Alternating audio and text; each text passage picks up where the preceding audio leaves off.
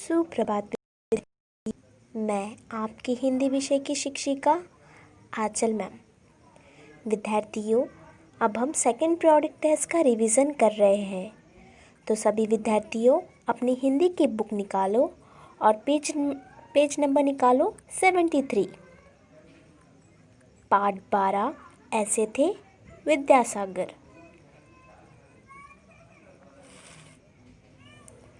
पश्चिम बंगाल के एक गांव में एक औरत रहती थी। उसके साथ उसका बेटा भी रहता था। उस परिवार में यही दो प्राणी थे। बेटे का नाम ईश्वर था। वह जितना पढ़ने में तेज था उतना ही दयालु स्वभाव का भी था। एक दिन उनके दरवाजे पर एक भिखारिन आई और आवाज़ लगाने लगी, माई ओ माई, कुछ भीख दे दो।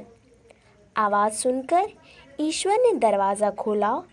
उसने देखा कि भिखारिन ने उसे बुला रही है। भिखारिन ने उसे देखकर कहा, बेटा कुछ भीख दे दो। ईश्वर का मन पिघल गया और वह अंदर गया। उसने अंदर जाकर माँ से कहा, माँ, एक बेचारी गरीब माँ मुझे बेटा कहकर कुछ मांग रही है। माँ ने कहा, बेटा इस समय घर में खाने को तो कुछ बचा नहीं है, क्या दूँ उसे? ईश्वर ने कहा, माँ, तुमने जो सोने का कंगन पहन रखा है वही दे दो। मैं जब बड़ा हो जाऊँगा और कमाने लगूँगा तब तुम्हें कंगन बनवा दूँगा। ईश्वर की माँ उसकी कोई बात नहीं टालती थी और वह स्वयं दयालु स्वभाव की थी।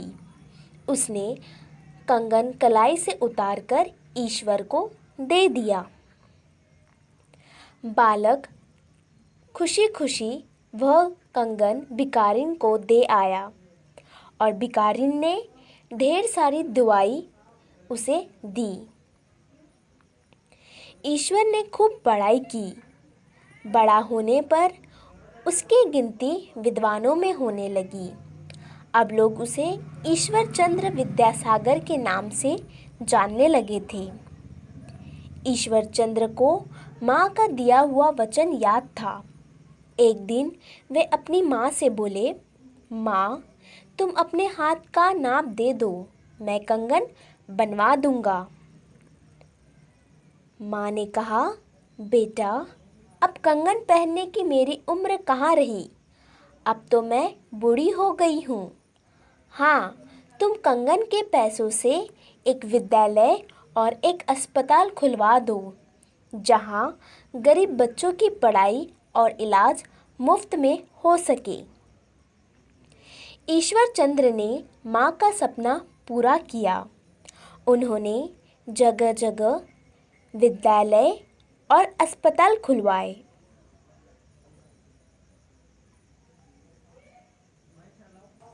विद्यार्थियों, आपको समझा पाठ? तो मैं अब आपसे कुछ प्रश्न पूछती हूँ। पहला प्रश्न है, औरत के परिवार में कितने लोग रहते थे? कितने लोग रहते थे? 2 लोग। कौन कौन? एक बेटा और एक माँ। ईश्वर का मन क्या सुनकर पिघल गया?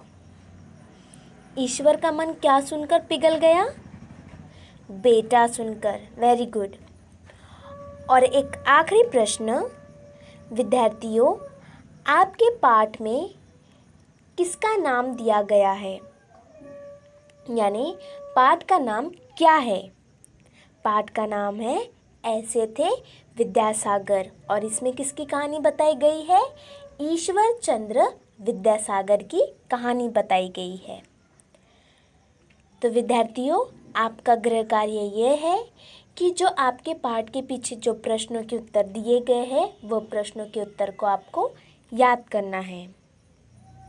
Thank you.